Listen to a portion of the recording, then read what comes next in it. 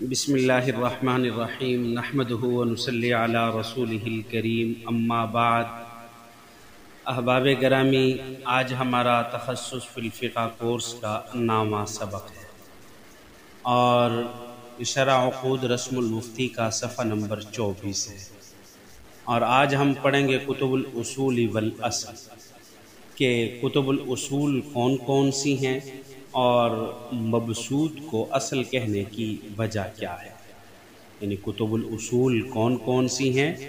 اور مبسوط کو اصل کہنے کی وجہ کیا ہے۔ دیکھیں، پہلے اسباق میں یہ بات گزری ہے کہ زہر و روایہ کی کتب کو کتب الاصول ہی کہا جاتا ہے، جیسے ہدایہ کے باب التیمم میں ہے عن ابی حنیفہ و ابی یوسف من غیر روایت الاصول، یعنی امام ابو حنیفہ اور امام ابو یوسف علیہ رحمہ سے روایت الاصول کے علاوہ میں، یہ بات واضح طور پر ذکر کی گئی ہے۔ اور روایت الاصول سے بعض حضرات نے روایت الجامعین یعنی جامع الصغیر الجامع الکبیر اور زیادات اور مبسوط، یہ جو ان کتابوں میں جو بات ذکر ہو، جو روایت ہوں، ان کو روایت الاصول بھی کہتے ہیں اور ان کتابوں کو کتب الاصول بھی کہتے ہیں۔ یعنی جو امام محمد علی رحمہ کی کتابیں ہیں کون کون سی، یعنی الجامع الصغیر الجامع الکبیر زیادات مبسوط، ان کتابوں کے اندر ان کتب کو کتب الاصول کہتے ہیں۔ اور ان کے علاوہ جو کتب ہیں یا ان کے اندر وہ غیر کتب اصول بھی ہیں، اور ان کے اندر جو روایات ہیں وہ روایت غیر اصول ہے، ان کو روایت نوادر کہا جاتا ہے۔ جیسے وہ کتابیں کون کون سی ہوگی ہیں، الامالی ہوگی ہے، رقیات ہوگی ہے، کیسانیات ہوگی ہے، اور ہارونیات ہوگی ہے، جرجانیات۔ یہ کتابیں جو امام محمد علی رحمہ کی ہیں، ان میں جو روایات ہوں گی وہ روایات غیر زہر الروایہ شمار ہوں گی، اور یہ کتابیں امالی اور رقیات اور کیسانیات اور ہارونیات اور جرجانیات، یہ کتابیں کتب غیر اصول شمار ہوں گی۔ اب اگلی بات یہ ہے کہ مبسوط کو اصل کہنے کی وجہ، دیکھیں عام طور پر فقہا نے امام محمد علی جہاں ذکر کے ذکرہ محمد فی الاصل، یعنی یہ بات امام محمد علی رحمہ نے اصل میں ذکر کیا، تو فقہا کے ہاں، شارحین کے ہاں یہ بات مشہور ہے کہ اس اصل سے مراد وہ مبسوط کی کتاب لیتے ہیں۔ ایک تو یہ معلوم ہوا کہ لفظ اصل مفرد بولا گیا ہے اور اس سے مبسوط مراد لی جاتی ہے عام طور پر، یہ بات میں اور شارحین کے اندر مشہور ہو چکی ہے، تو اس لیے مبسوط کو اصل کہا جاتا ہے۔ لیکن جب اصول کی بات آئے تو وہاں سے مبسوط مراد نہیں ہوگی، امام محمد علی رحمہ کی باقی بھی کتب ستہ مراد ہوگی۔ اور اگلی بات آگے جو سرخی ہے، سبب تالیف جامع صغیر۔ دیکھیں جامع صغیر کی تالیف کا کیا سبب ہے، جامع صغیر کی تالیف کا کیا سبب ہے، اس کے سبب سے جاننے سے قبل ہمیں جامع صغیر کا تھوڑا سا مختصر تعارف بھی سمجھنا چاہیے۔ دیکھیں جامع صغیر امام محمد علی رحمہ کی بہت ہی عظیم متبرک کتاب ہے۔ صاحب ہدایہ نے بدایت المبتدی میں جامع صغیر اور قدوری کے مسائل کو جمع کیا ہے۔ امام طحاوی، امام جساس، امام رازی، امام بزدوی، امام ابو لیث سمرقندی سرخسی اور قاضی خان اور بھی بہت سارے حضرات نے جامع صغیر کی شرح لکھی ہیں، اور علامہ فرنگی محلی کا بھی اس پر قیمتی حاشیہ ہے، اور النافع الکبیر لمن یطالع الجامع الصغیر کے نام سے مبسوط کا یہ مقدمہ ذکر کیا گیا ہے، مبسوط کے اندر اس چیز کا۔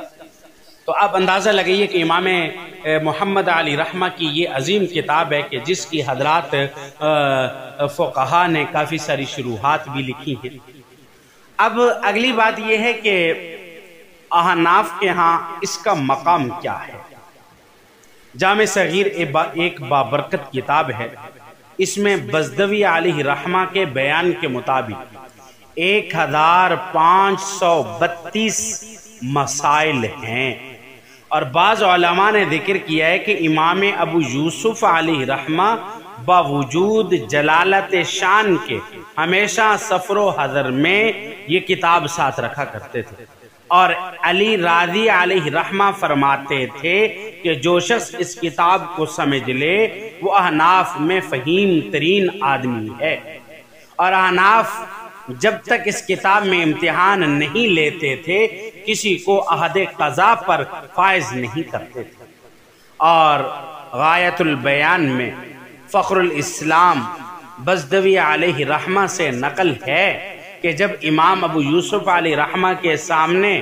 جامع صغیر پیش کی گئی تو آپ نے اس کو بہت پسند فرمایا اور ارشاد فرمایا، اے ابو عبداللہ امام محمد کی کنیت ہے، ابو عبداللہ نے میرے بیان کیے ہوئے مسائل خوب محفوظ کیے ہیں۔ امام محمد نے فرمایا کہ مجھے یہ مسائل اچھی طرح یاد ہیں، البتہ ان کو سہو ہو گیا ہے۔ یہ کل 6 مسائل ہیں، ان کو بحر الرائق، باب الوتر والنوافل میں ذکر کیا گیا ہے۔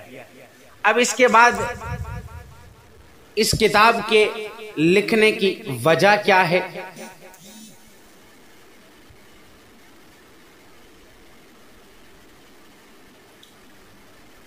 جامع صغیر لکھنے کی تقریب اور اس کی وجہ یہ ہے کہ جب امام محمد علیہ رحمہ مبسوط کی تصنیف سے فارغ ہوئے تو امام ابو یوسف علیہ رحمہ نے خواہش ظاہر کی کہ وہ ایک ایسی کتاب مرتب کریں جس میں ان کی سند سے امام اعظم ابو حنیفہ علیہ رحمہ کے اقوال ذکر کیے جائیں اور ان کی کنیت استعمال نہ کی جائے بلکہ نام یعقوب لکھا جائے۔ تو امام محمد علیہ رحمہ نے تعمیل حکم کی اور کتاب تیار کر کے امام یوسف علیہ رحمہ کی خدمت میں پیش کر دی، جس کو امام ابو یوسف علیہ رحمہ نے بہت آسن انداز میں پسند کیا اور بہت زیادہ خوش ہوئے ہیں۔ اب امام محمد علیہ رحمہ کی 2 کتابیں ہیں،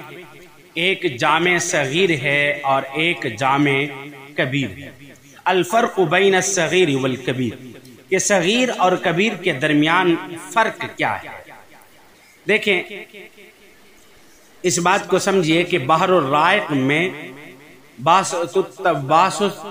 تشہد کی بحث کے اندر فرمایا گیا ہے کہ امام محمد بن حسن علیہ رحمہ کی وہ تمام تصانیف جو الصغیر کے ساتھ موصوف ہیں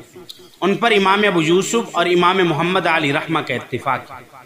لیکن جو الکبیر کی صفت سے متصف ہیں، کبیر کی صفت سے موصوف ہیں، وہ امام ابو یوسف علیہ رحمہ کے سامنے پیش نہیں کی گئی کیونکہ یہ کتب امام محمد علیہ رحمہ کی تصانیف میں سے ہیں، جیسے المزاربۃ الکبیر، المزاکبیر، الموزون الکبیر، الجامع الکبیر، السیر الکبیر۔